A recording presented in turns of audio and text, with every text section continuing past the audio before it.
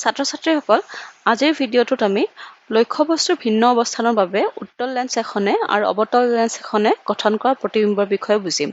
প্ৰথমতে আমি উত্তল লেন্সৰ বিষয়ে বুজি লওঁ আহা। ফাৰ্ষ্ট কেছত লক্ষ্যবস্তু অসীমত থাকিলে কেনেকুৱা প্ৰতিবিম্ব গঠন হ'ব তাকে চাওঁ। এখন উত্তল লেন্স আৰু লক্ষ্যবস্তুটো অসীমত আছে। যেতিয়াই লক্ষ্যবস্তুটো অসীমত থাকে তাৰ পৰা অহা পোহৰ ৰশ্মিবোৰ মুখ্য অক্ষৰ সমান্তৰালভাৱে আহি লেন্সৰ ওপৰত পৰে। এই পোহৰ ৰশ্মিবোৰ অসীমৰ পৰা আহি এই উত্তল লেন্সখনৰ ওপৰত পৰিছে আৰু আমি উত্তল লেন্স এখনৰ বা লেন্স এখনৰ বাবে যিবিলাক নিয়ম মানি চলে প্ৰতিসৰণ তাৰ পৰা আমি পাইছিলোঁ যে মুখ্য অক্ষৰ সমান্তৰালভাৱে অহা ৰশ্মিবোৰ ফকাছৰ মাজেৰে প্ৰতিসৰণৰ পিছত পাৰ হৈ যায়।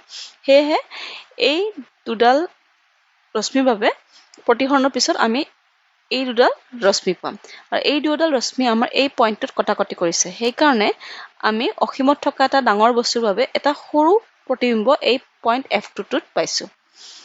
সেয়েহে লক্ষ্যবস্তু অসীমত থাকিলে প্ৰতিবিম্বৰ স্থান হ'ব ফকাছ F2ত আৰু প্ৰতিবিম্বৰ আকাৰ হ'ব অতিশয় সংকুচিত আৰু ই হ'ব হট আৰু ওলটা। লক্ষ্যবস্তু অসীম আৰু 2F1 বা C1ৰ মাজত।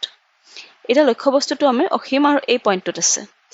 এতিয়া প্ৰথম পোহৰ ৰশ্মিডাল মুখ্য অক্ষৰ সমান্তৰালভাৱে আহিছে, সেইকাৰণে ফকাছৰ মাজেৰে প্ৰতিসৰণৰ পিছত পাৰ হৈ যাব। আনডাল পোহৰ ৰশ্মি আলোক কেন্দ্ৰৰ মাজেৰে ডাইৰেক্টলি পাৰ হৈ যাব আৰু এই দুয়োডাল পোহৰ ৰশ্মি এই পইণ্টটোত কটাকটি কৰিছে। অৰ্থাৎ A পইণ্টৰ কাৰণে আমি A ডেছত প্ৰতিবিম্ব পাইছোঁ, একেদৰে আমি B পইণ্টৰ কাৰণে B ডেছত প্ৰতিবিম্ব পাম। সেয়েহে এই A ডেছ B ডেছ হ'ব ABৰ কাৰণে প্ৰতিবিম্ব আৰু এইটো গঠন হৈছে F2 আৰু 2F2ৰ মাজত। আৰু প্ৰতিবিম্বটো ভালকৈ চালে গম পাবা যে এইটো এটা হট প্ৰতিবিম্ব আৰু ওলটা প্ৰতিবিম্ব আৰু এইটো প্ৰতিবিম্বটো লক্ষ্যবস্তুৰ তুলনাত সৰু। সেয়েহে প্ৰতিবিম্বৰ স্থান হ'ব F2 আৰু 2F2ৰ মাজত। প্ৰতিবিম্বৰ আকাৰ হৈছে সংকুচিত আৰু প্ৰতিবিম্বৰ প্ৰকৃতি হৈছে হট আৰু ওলটা।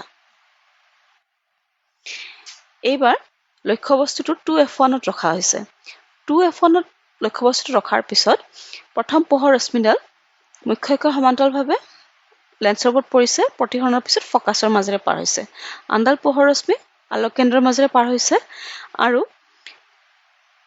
প্ৰতিসৰণৰ পিছত আমি দেখা পালোঁ যে লক্ষ্যবস্তু ABৰ কাৰণে প্ৰতিবিম্ব A dash B dash 2F2 বা C2ত গঠন হৈছে আৰু A ডেছ B ডেছ ABৰ সমান হয়। অৰ্থাৎ 2F1ত লক্ষ্যবস্তু ৰাখিলে আমাৰ 2F2ত প্ৰতিবিম্ব গঠন হ'ব আৰু লক্ষ্যবস্তু প্ৰতিবিম্বৰ আকাৰ সমান হ'ব আৰু এই লক্ষ্যবস্তুটোৰ বাবে প্ৰতিবিম্ব হ'ব হট আৰু ওলটা। এইবাৰ লক্ষ্যবস্তুটো F1 আৰু 2F1ৰ মাজত ৰখা হৈছে। এইডাল মুখ্য অক্ষৰ সমান্তৰালভাৱে আহি পৰিছে, সেইকাৰণে প্ৰতিসৰণৰ পিছত ফকাছৰ মাজেৰে পাৰ হ'ল। আনডাল আলোক কেন্দ্ৰৰ মাজেৰে পাৰ হৈছে। দুয়োডাল এই পইণ্টটোত কটাকটি কৰিছে, সেইকাৰণে আমি A ডেছ B ডেছটো ABৰ প্ৰতিবিম্ব হিচাপে পাম আৰু A ডেছ B ডেছ ABৰ তুলনাত ডাঙৰ আকাৰৰ, সেইকাৰণে আমি এটা বিবৰ্ধিত প্ৰতিবিম্ব পাইছোঁ।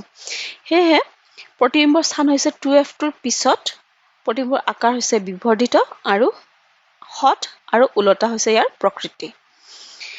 এইবাৰ লক্ষ্যবস্তুটো ফকাছত থোৱা হৈছে।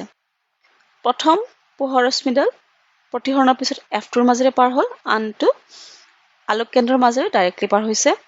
এই দুইডাল প্ৰতিসৰিত ৰশ্মি সমান্তৰাল হয় আৰু এই দুডাল লগ লাগিব অসীমত।